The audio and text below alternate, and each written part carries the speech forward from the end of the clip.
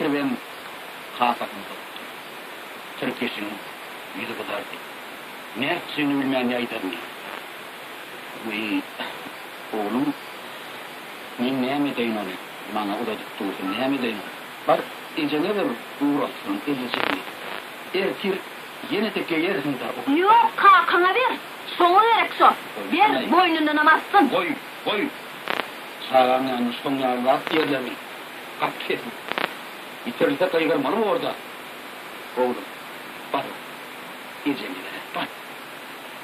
Kakatıyla ecesinin arasına katlap yağdan dövülür. Ortarda terim tal olur. İçeride bir meydan hüküm sürüntlamışlığı ahire Türküş oldu. Bar oğlum, bar deydip durmadı, pecin yanına koyay, bar oğlum. Erkir yeni oynandı, geyersin. Dövülür, küçücük ellerine saklap durun elliğini, yeni bir sinatda kafasında tuttu.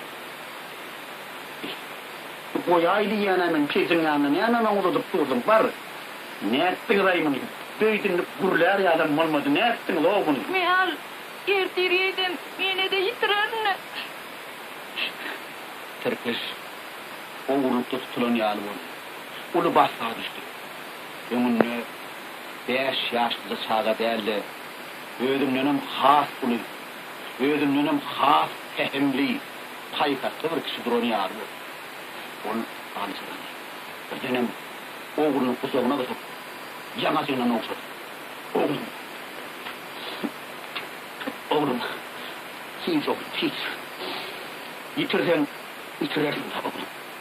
Zattır da gör, zat, yani.